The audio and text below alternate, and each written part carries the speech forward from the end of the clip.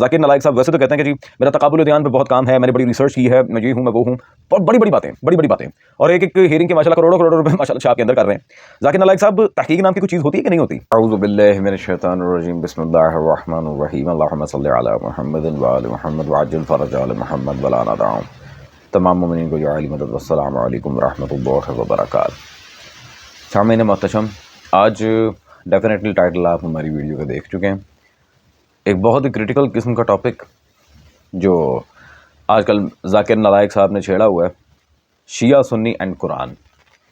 اب اس میں ذاکر نالائق صاحب کی ایک اسٹریٹجی ہے کہ جی دیر از نو شیعہ سنی ان قرآن، اور ایسی کوئی بات نہیں ہے۔ قرآن میں فرقوں سے بچنے کے بارے میں آگاہی دی گئی ہے، قرآن میں یہ کہا گیا ہے کہ آپس میں لڑو نہیں، اتحاد قائم رکھو، امن و سالمیت کا درس دیتا ہے قرآن۔ بہت اچھے، بالکل ہم اس بات کی 100% تائید کرتے ہیں کہ قرآن فتنے سے دور کرتا ہے، لیکن یہ کہنا ہے کہ قرآن میں شیعہ سنی کا ذکر ہے ہی نہیں، یہ تھانے دار لگے ہیں، یہ سپرنٹینڈنٹ لگے ہیں کہ جو یہ کہیں گے بالکل وہی ایز اٹ از صحیح بات ہوگی۔ تو وقت ضائع کیے بغیر ڈائریکٹلی چلتے ہیں ہم ذاکر نالائق صاحب کی اس ویڈیو کی طرف جو انہوں نے ایک پوڈ کاسٹ کے دوران بات کی تھی۔ اس کے بعد انشاءاللہ تبارک و تعالی ہم آپ کے سامنے انہی کی وہابی تفاسیر سے بات ثابت کریں گے کہ آیا قرآن میں شیعہ کا صرف ذکر ہے یا پھر شیعہ کی نجات بھی ہے۔ قرآن میں شیعہ سنی جیسا ورڈ ہی نہیں۔ قرآن کی آیت سورہ عمران کی سورہ نمبر 3 آیت نمبر 3، وَاعْتَصِمُوا بِحَبْلِ اللَّهِ جَمِيعًا وَلَا تَفَرَّقُوا، hold strongly to the rope of Allah and do not divide. Allah کی رسی کو مضبوطی سے پکڑو اور آپس میں مت بٹو۔ اللہ کی رسی قرآن حدیث ہے، سب مسلمان کو جھولنا چاہیے قرآن حدیث، یہ بیسٹ ہے۔ میں کون ہوں؟ میں بولوں گا مسلم، میں شافعی ہوں، حنبلی ہوں، مالکی ہوں، شیعہ ہوں، سنی ہوں، حنبلی ہوں، قال اننی من المسلمین۔ اللہ کہتے ہیں قرآن میں اپنے آپ کو مسلم کہو، کئی بار ہے، 10 بار سے زیادہ قرآن میں کہا نہیں کہ اپنے آپ کو سلفی کہو یا اپنے آپ کو بریلوی کہو یا دیوبندی کہو۔ ہم اللہ کے رسول مانتے ہیں، مسلمان۔ لا حول ولا قوت الا باللہ۔ پھر وہی بات، سامعین گرامی قدر، میں کتنی دفعہ اس بندے سے کہہ چکا ہوں کہ ذاکر نالائق صاحب آپ کو اگر قرآن نہیں پڑھنا آتا تو نہ پڑھا کریں، خدا کا نام ہے۔ ایک آیت کو یہ تیسری چوتھی مرتبہ ہے اب جو ہم حضرت کی پکڑ کے صحیح کر رہے ہیں، اور بھائی نہیں پڑھنی آتی نہ پڑھو، کیوں مذاق بنواتے ہو دنیا کے سامنے اہل اسلام کا؟ اب ان حضرت نے جو سورہ آل عمران کی آیت پڑھی ہے سامعین گرامی قدر، وہ آپ متن آیت دیکھیں، اللہ تعالیٰ واضح یہاں پہ ارشاد فرما رہا ہے، بسم اللہ الرحمن الرحیم وَاعْتَصِمُوا، پہلی تو غلطی ہے، وَاعْتَصِمُوا نہیں ہے، وَاعْتَصِمُوا، بِحَبْلِ اللَّهِ جَمِيعًا نہیں ہے، جَمِيعًا وَلَا تَفَرَّقُوا، اور تفریقوا نہیں، تفرقوا۔ ایک آیت میں 3 غلطیاں، وَاعْتَصِمُوا کو وَاعْتَصِمُوا، جَمِيعًا وَلَا تَفَرَّقُوا کو جَمِيعًا وَلَا تَفْرِقُوا۔ چلو جی، خدا کی قسم میں حیران ہوں سامعین گرامی قدر، ان سے بندہ جا کے پوچھو بھائی جان نہیں پڑھنا آتا قرآن، کیوں اس طرح کی حرکتیں کرتے ہو آپ؟ خدا را ایک بات مجھے بتا دیں کہ آپ نے ٹھیکہ اٹھایا ہوا ہے غلط قرآن بار بار پڑھ کے دنیا کے سامنے آ کے بہت بڑا چیمپئن بننے کا؟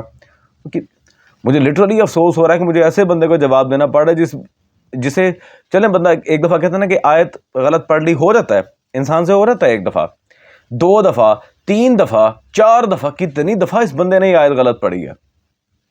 1 دفعہ ہو جاتا ہے، ہم کوئی معصوم نہیں ہے، 1 دفعہ ہو جاتی ہے بندے سے غلطی، سلپ آف ٹنگ ہو جاتا ہے، کچھ بھی ایسا معاملہ ہو جاتا ہے، لیکن مستقل غلط پڑھنا، اور کوئی اگر آپ کو ٹھیک کروا رہا ہے اسے ٹھیک اس کا سن کے پھر غلط پڑھنا، ماشاءاللہ کیا بات ہے۔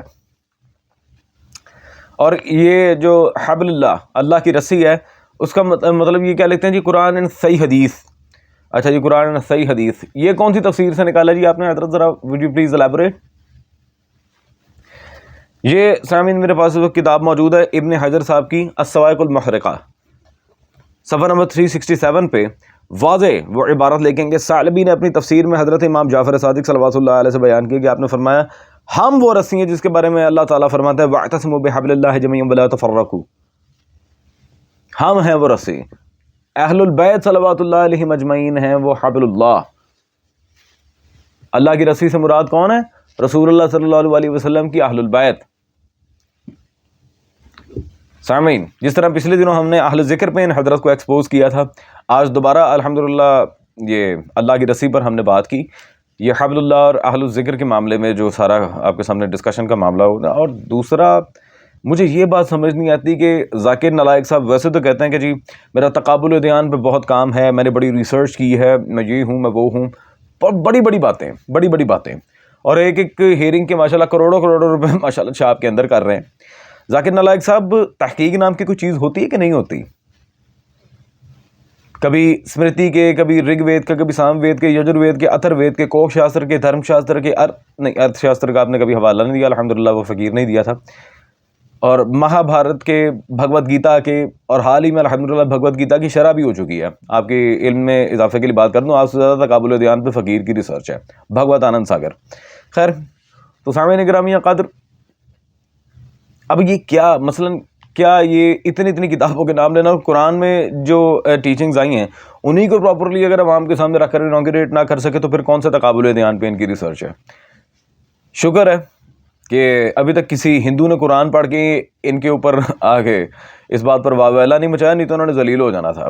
قرآن میں الحمدللہ نہ صرف شیعہ طبقے کا ذکر ہے بلکہ شیعہ طبقے کی نجات کا بھی ذکر ہے، اور شیعہ طبقے کے اولا ہونے کا ذکر ہے الحمدللہ. جس طرح سورہ صافات میں اللہ تبارک و تعالیٰ آیت نمبر غالباً 83 ہے سورہ صافات کی، جہاں واضح ارشاد فرما رہا ہے، as you can see on the screen, بسم اللہ الرحمن الرحیم، وَإِنَّ مِنَ الشِّيعَةِ لَإِبْرَاهِيمَ، اور بے شک ابراہیم بھی شیعوں میں سے تھے. جی الحمدللہ، یہ ان حرف مشبہ بالفعل کے تحت آیا ہے. بے شک و بلا شک ابراہیم شیعوں میں سے تھے. اور سامعین گرامی قدر، اس آیت مبارکہ کی تفسیر میں ہم آپ کے سامنے پیش کرنا چاہ رہے ہیں وہابی حضرت، یہ بہت بڑے وہابیہ کے ناصبی اور یزید کے وکیل مولوی صاحب گزرے ہیں، صلاح الدین یوسف. ان کی یہ تفسیر احسن البیان صحیح احادیث کی روشنی میں، صحیح حدیث چاہیے نا، صحیح حدیث کے تحت ہم آپ کو دے رہے ہیں. ہاں جی، یہ گھر نہیں بنائی میں نے، دارالسلام سے چھپی ہے. اس میں آپ کے وابی مولوی صاحب کیا لکھتے ہیں جی، اسی آیت شریفہ کے لحاظ سے پیج نمبر 588 پہ سورہ صافات کی تفسیر میں حاشیہ نمبر 10 میں، شیعہ کا معنی گروہ اور پیروکار کے، یعنی ابراہیم سلام اللہ علیہ بھی اہل دین و اہل توحید کے اس گروہ سے ہیں جن کو نوحی کی طرح انابت اللہ کی توفیق خاص نصیب ہوئی. ابراہیم کس گروہ سے ہیں؟ اہل توحید. اور قرآن میں اللہ کا کہہ رہا ہے ابراہیم کون ہے؟ شیعہ. تو سامعین گرامی قدر، ان کی وہابی تفسیر نے خود اس مسئلے کو حل کر دیا کہ شیعہ ہی اصلاً اہل توحید ہے. الحمدللہ ثم الحمدللہ، کاش کہ کبھی شیخ صدوق رضوان اللہ تعالیٰ علیہ کی کتاب التوحید پڑھ لی ہوتی، وہابی توحید سے جان چھوٹ جاتی. خیر، یہ بات تو ایک الگ اینگل کی طرف لے جاتی ہے. اور سامعین گرامی قدر، دیدہ دلیری اور بدبختی دیکھیں کہ واضح طور پہ یہ حضرت کہہ رہے ہیں there is no selfie, there is no حنبلی، there is no Shia, there is no Hanafi, there is no Shafi'i, okay and there is no مالکی in Islam. We should only call ourselves Muslims. اچھا، اگر تو یہ بات ہے تو نبی صلی اللہ علیہ وسلم کے بارے میں جو آپ کے علماء نے بکواسات کی ہیں اس کے بارے میں آپ کا کیا فتویٰ ہوگا؟ ذاکر نالائق صاحب ذرا مجھے بتائیے گا. یہ آپ کے اسماعیل سلوی صاحب کا فتاویٰ سلفیہ میرے پاس اس وقت موجود ہے، یہ اور چھپی بھی ماشاءاللہ جامع مسجد دہلی آپ کے محلے ہندوستان سے ہے. صفحہ نمبر 128 پر یہاں پر واضح طور پہ فتاویٰ سلفیہ میں انہوں نے لکھا، معلوم ہوتا ہے کہ آن حضرت صلی اللہ علیہ وسلم فدا امی و ابی سخت قسم کے وہابی تھے. استغفر اللہ ربی وتوب الیہ، لا حول ولا قوت الا باللہ. نبی صلی اللہ علیہ وسلم وہابی تھے. استغفر اللہ ربی وتوب الیہ، لا حول ولا قوت الا باللہ. سامعین محتشم، بدبختی دیکھیں، وہابی کی جو یہ ٹرم ہے یہ تو چلی ہی ابن عبد الوہاب نجدی کی بات ہے. یہ 12ویں صدی کے سارے جو سرکمسٹانسز تو ان میں جا کے لفظ وہابی کا پہلی دفعہ تعارف دنیا کے سامنے آیا تھا. کیا نبی صلی اللہ علیہ وسلم نعوذ باللہ ثم نعوذ باللہ ابن عبد الوہاب نجدی کے مقلد تھے؟ کیا بکواس کرتے ہیں آپ کے علماء اپنی کتابوں میں؟ نبی صلی اللہ علیہ وسلم وہابی تھے؟ استغفر اللہ ربی وتوب الیہ. کیا وہ ابن عبد الوہاب نجدی کے مقلد تھے؟ رسول اللہ صلی اللہ علیہ وسلم نے اپنی پوری زندگی سوائے ذات الہی کے کسی کی تقلید نہیں کی. نبی صلی اللہ علیہ وسلم فقط اللہ کے مقلد تھے. ہاں، مطیع ابو طالب کر رہے ہیں وہ اور بات ہے. سامعین گرامی قدر، یہ ان کی بکواس کا عالم دیکھیں. نبی صلی اللہ علیہ وسلم وابی تھے، سخت قسم کے وابی تھے. استغفر اللہ ربی وتوب الیہ. یہ ان لوگوں کی ماشاءاللہ سے there is no selfie, no Hanafi, no Shia, then what the hell is this in فتاوی سلفیہ؟ یہ کیا ہے؟ خیر، یہ سامعین گرامی قدر، یہ حضرت مرتے مر جائیں گے، ہماری اس بات کا جواب نہیں دے سکیں گے. اور سب سے امپورٹنٹ جو مسئلہ ہے یہاں پر، آپ کے علماء نے جو گستاخانہ کتابیں لکھی ہیں باقاعدہ، جیسے تقویۃ الایمان ہے، صراط مستقیم ہے، ہدایت المستفید ہے، پھر یہ عرف الجادی ہے، کنز الدقائق ہے، ہدیۃ المہدی ہے، ان سب گستاخانہ کتابوں کا پھر آپ کیا جواب دیتے ہیں؟ آپ کنڈیم کریں گے ان ساری چیزوں کو؟ ابن تیمیہ کی پھر آپ اتنی بات کیوں مانتے ہیں؟ if there is no selfie, no Wahhabi, no Hanafi, no Shia, then why don't you follow Ahmad Raza Khan Barelvi? اگر اسلام میں کوئی فرقہ نہیں ہے تو احمد رضا بریلوی کا فتاوی رضویہ کیوں نہیں پڑھاتے؟ یا پھر اشرف علی تھانوی کا فتاوی امدادیہ، اور تھانوی صاحب تو ویسے ہی آپ کے فیورٹ ہیں، فتاوی دارالعلوم دیوبند کو، فتاوی رشیدیہ کو، ان چیزوں کو اپنے درسی نصاب میں شامل کیوں نہیں کرتے؟ اسی طرح شیعہ کتابوں کو بھی، الکافی کو بھی شامل کریں، کتاب سلیم کو بھی شامل کریں، من لا یحضرہ الفقیہ کو بھی شامل کریں، استبصار کو، تہذیب کو، الارشاد کو، احتجاج طبرسی کو، ان کتابوں کو کیوں نہیں پڑھاتے پھر؟ اگر آپ کے مطابق there are no contradiction, there are no blasphemies, کوئی اس قسم کا معاملہ نہیں ہے، کوئی فساد نہیں ہے، کوئی فرقہ واریت نہیں ہے، کچھ نہیں ہے، تو بخاری و مسلم کے پیچھے کیوں بھاگتے ہیں بار بار؟ آئیں الکافی پڑھائیں اپنے مدارس میں۔ یا پھر آپ کے مولوی اندر کھاتے جو بات کر رہے ہیں اس بات کی عوام کے سامنے آ کے بریفلی ڈسکرپشن رکھیں، ڈسکرائب کریں اس چیز کو کہ یہ کیا بکواس کی ہے۔ نبی صلی اللہ علیہ وسلم کہاں سے بھابی آ گئے؟ آئے نا، دودھ کا دودھ پانی کا پانی وہی ہو جائے گا انشاءاللہ تبارک و تعالی، جب آپ لوگوں کی اس طرح کی گھٹیا افکار دنیا کے سامنے کھل کر واضح ہوں گے کہ آپ دنیا کے سامنے چوندہ کیا بیچ رہے ہیں، اور اصلاً اندر کھاتے آپ لوگوں کی یہ گیم ہے۔ نبی صلی اللہ علیہ وسلم وابی تھے، استغفر اللہ ربی وتوب الیہ، نقل کفر نہ باشد۔ خیر سامعین گرامی قدر، اب ہم چلتے ہیں سورہ ہجر کی تفسیر کی طرف آج کے لیکچر کو کنکلوڈ کرنے کے لیے، اور اسی میں بات واضح ہو جائے گی۔ یہ میرے پاس اس وقت موجود ہے جی جلد نمبر 4 مطبوعہ دارالقدس، تیسیر الباری شرح صحیح بخاری نواب وحید الزمان کی، جو وہابیوں کے بہت بڑے علماء میں سے ایک ہیں۔ نواب وحید الزمان نے تیسیر الباری میں صفحہ نمبر 513 پہ جلد نمبر 3 سورہ ہجر کی تفسیر میں واضح یہاں پہ صراط علیہ مستقیم آیا شریفہ کے لحاظ سے اس کی شرح میں لکھا کہ صراط علیہ مستقیم یعنی بلند سیدھی راہ، مجاہد کے اس قول کی تفسیر وصل کیا اور اس کو ابن ابی حاتم نے وصل کیا، اسی سے ہے شیعہ علی صلوات اللہ علیہ۔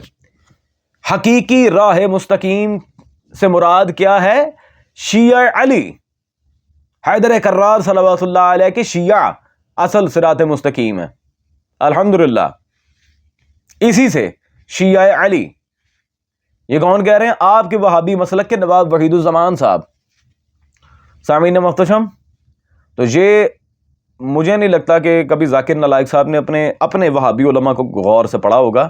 دیکھیں، احمد دیداد کو، مودودی کو، امین حسن اصلاحی کو، حمید الدین فراہی کو، یا پھر ڈاکٹر اسرار علیہ لعنہ والعذاب کو، ان سب کو پڑھنے سے ڈاکٹر ذاکر نالائق صاحب اگر آپ وہابیت کی ترویج کر سکتے ہیں تو بسم اللہ، لیکن اس سے پہلے کبھی اپنے وہابی شراح بخاری اور مفسرین کو تو پڑھ لیں، کبھی ان لوگوں کو تو پڑھیں، تاکہ آپ کو ایٹ لیسٹ یہ پتہ چلے کہ آپ کیا بونگیاں مار رہے ہیں اور آپ کے اکابرین بخاری کی شرح میں کیا لکھ کے گئے ہیں۔ اور بالخصوص ذاکر صاحب، مجھے اس کا جواب چاہیے، یہ فتاوی سلفیہ کا جواب چاہیے مجھے، کیا بکواس ہے یہ؟ نبی وابی تھے، استغفر اللہ۔ سامعین، یہاں پہ ہم اپنا لیکچر کنکلوڈ کرتے ہیں، انشاءاللہ تبارک و تعالی ہوتے ہیں آپ سے ملاقات اگلی نشست میں۔ Till then take great care of yourself, all of you. حضرت بقیت اللہ عجل اللہ تعالی فرج شریف آپ کو اپنے حفظ و امان میں رکھیں۔